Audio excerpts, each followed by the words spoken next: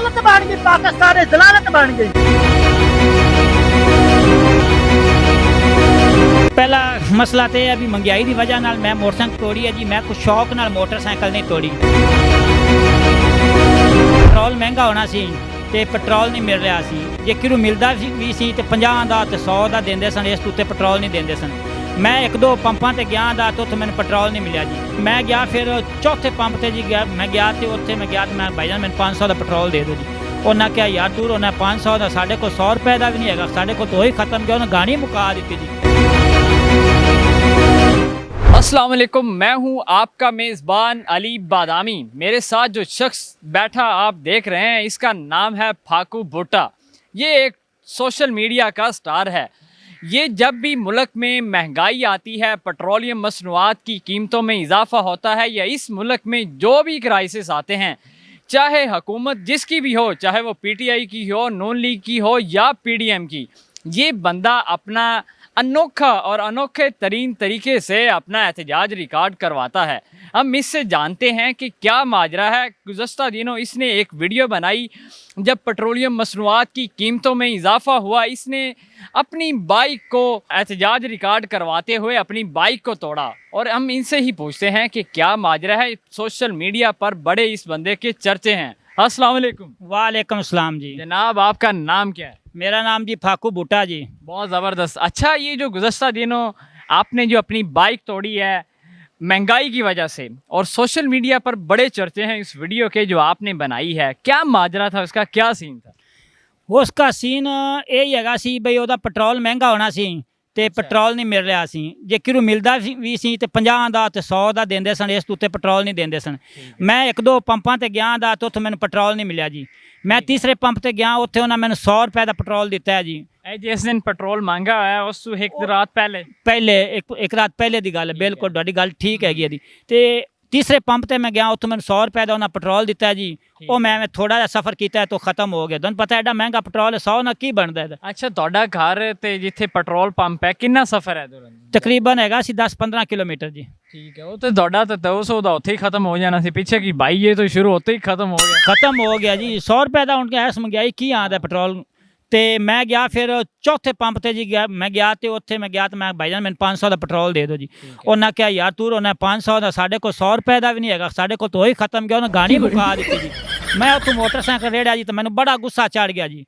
अच्छा, उत्थे जी मैं रोड दे उत्ते मोटरसाइकिल ठल दी। मोटरसाइकिल किंदी सी? अपनी ही तेरी? मेरी मोटरसाइकिल अपनी हैगी सी, और उनकी किराए दी बाई जी लई हुई सी।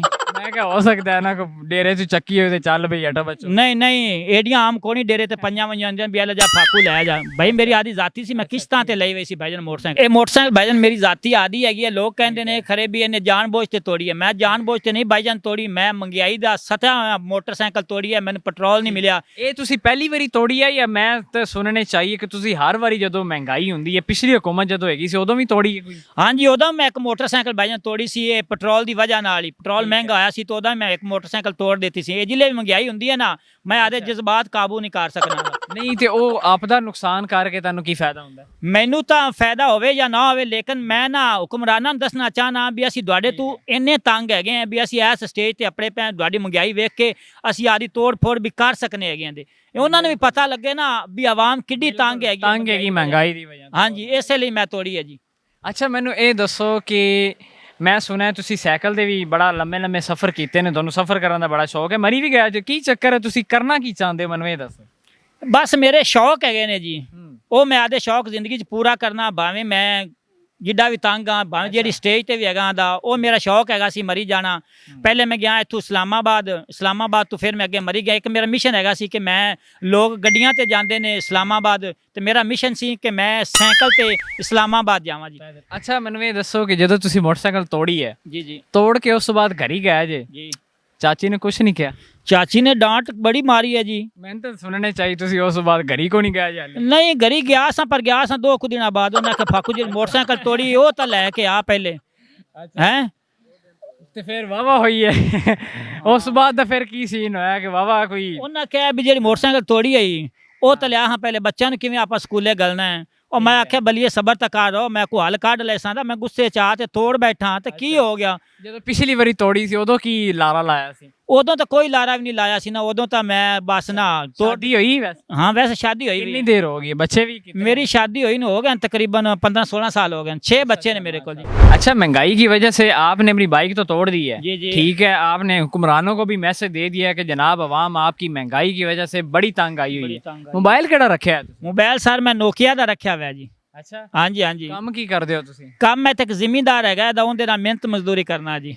ਕਿੰਨੀ ਦੇਰ ਹੋ ਗਈ ਹੈ ਤੁਹਾਡਾ ਮਤਲਬ ਬਸ ਜ਼ਿਮੀਂਦਾਰਾਂ ਦੇ ਨਾਲ ਹੀ ਕੰਮ ਕਰਕੇ घर-बार चला रहे हो? हाँ जिमींदारां दे नाल ही बिल्कुल जी। सोशल मीडिया पे आप जो अपना कंटेंट बनाते हैं बड़ा फनी बनाते हैं और लोगों को हंसाते हैं, ठीक है, कोई भी बंदा परेशान बैठा हो आपका कंटेंट देख के वो खुश हो जाता है। आपने बाइक तोड़ी, बड़ा एक संजीदा और बड़ा दुख भरा लम्हा था उस वक्त, और आपने जो बाइक तोड़ के जो लोगों को पैगाम दिया, जो आपकी व्यूवरशिप थे, जो लोग देखते हैं, तो उनको के लिए आपने क्या पैगाम दिया है? आप भी अगर ऐसा कंटेंट देंगे तो फिर ਇਹ ਜੀ ਪਹਿਲਾ ਮਸਲਾ ਤੇ ਇਹ ਹੈ ਵੀ ਮਹਿੰਗਾਈ ਦੀ ਵਜ੍ਹਾ ਨਾਲ ਮੈਂ ਮੋਟਰਸਾਈਕਲ ਤੋੜੀ ਹੈ ਜੀ। ਮੈਂ ਕੁਛ ਸ਼ੌਕ ਨਾਲ ਮੋਟਰਸਾਈਕਲ ਨਹੀਂ ਤੋੜੀ, ਸਿਰਫ ਮੈਂ ਇਹ ਗਵਰਨਮੈਂਟ ਨੂੰ ਪੈਗਾਮ ਦੇਣਾ ਚਾਹਨਾ ਕਿ ਅਸੀਂ ਤੁਹਾਡੇ ਤੋਂ ਐਡੇ ਤੰਗ ਹੈਗੇ ਹਾਂ ਕਿ ਅਸੀਂ ਇੰਨਾ ਨੁਕਸਾਨ ਆਦਾ ਯਾਨੀ ਕਿ ਕੀਤੀ ਜਾਂਦੇ ਤੁਹਾਡੀ ਮਹਿੰਗਾਈ ਦੀ ਵਜ੍ਹਾ ਨਾਲ।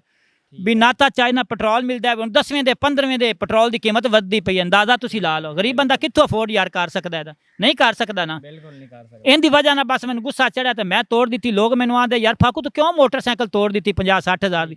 ਮੈਂ ਕਿਹਾ ਯਾਰ ਬਸ ਮਹਿੰਗਾਈ ਹੈਗੀ ਸੀ, ਮੇਰਾ ਦਿਲ ਬਰਦਾਸ਼ਤ ਨਹੀਂ ਕੀਤਾ, ਮੈਂ ਤੋੜ ਦਿੱਤੀ। ਮੇਰੀ ਚੀਜ਼ ਸੀ, ਮੈਂ ਤੋੜ ਫੋੜ ਦਿੱਤੀ, ਬਸ ਇਹ ਵਜ੍ਹਾ ਹੈਗੀ ਸੀ ਭਾਈਜਾਨ। ਅੱਛਾ, ਤੁਸੀਂ ਤੇ ਇਹ ਆਪਣਾ ਇhtਜਾਜ ਰਿਕਾਰਡ ਕਰਵਾ ਦਿੱਤਾ। ਬਾਕੀ ਜਿਹੜੇ ਲੋਕ ਨੇ ਜੋ ਘਰਾਂ ਚੋਂ ਨਹੀਂ ਨਿਕਲ ਰਹੇ ਲੇਕਿਨ ਪਰੇਸ਼ਾਨ ਨੇ ਮਹਿੰਗਾਈ ਨੂੰ ਲੈ ਕੇ, ਉਹਨਾਂ ਨੂੰ ਕੀ ਮੈਸੇਜ ਦਿਓ? ਉਹਨਾਂ ਨੂੰ ਮੈਸੇਜ ਭਾਈਜਾਨ ਇਹ ਹੀ ਮੈਂ ਦੇਣਾ ਕਿ ਉਹਨਾਂ ਨੂੰ ਬਾਹਰ ਨਿਕਲਣਾ ਚਾਹੀਦਾ ਹੈ। ਹੁਕਮਰਾਨਾਂ ਨੂੰ ਰਿਕੁਐਸਟ ਕਰਨੀ ਚਾਹੀਦੀ ਹੈ, ਮੀਆਂ ਸਾਹਿਬ ਕੋਈ ਆਵਾਮ ਦਾ ਵੀ ਸੋਚ ਲਓ, ਨਿਰੇ ਆਦੇ ਹੀ ਨਾ ਖਜ਼ਾਨੇ ਮੀਆਂ ਸਾਹਿਬ ਭਰੋ, ਕੋ ਆਵਾਮ ਦਾ ਵੀ ਸੋਚ ਲਓ। ਇੰਨੀ ਜਿੰਨੀ ਮਹਿੰਗਾਈ ਕੀਤੀ ਜਾਂਦੇ ਨੇ ਇਹ ਆਵਾਮ ਕੋਲ ਤਾਂ ਭਾਈ ਜੀ ਬਰਦਾਸ਼ਤ ਨਹੀਂ ਹੋਣੀ। ਹਰ ਪਾਕਿਸਤਾਨੀ ਪਿੰਨਣ ਤੇ ਹੋ ਜਾਸੀ ਜੇ ਪਾਕਿਸਤਾਨ ਦੇ ਭਾਈਜਾਨ ਹਾਲਾਤ ਬਣ ਗਏ ਨੇ। ਜੀ ਬਿਲਕੁਲ। ਹਾਂ ਇਹ ਹੁਕਮਰਾਨ ਜਿਹੜੇ ਹੈਗੇ ਨਾ ਇਹਨਾਂ ਕੋਲ ਹੁਕੂਮਤ ਮੇਰੇ ਵੇਖਣ ਤਾਂ ਨਹੀਂ ਯਾਰ ਚੱਲਣੀ।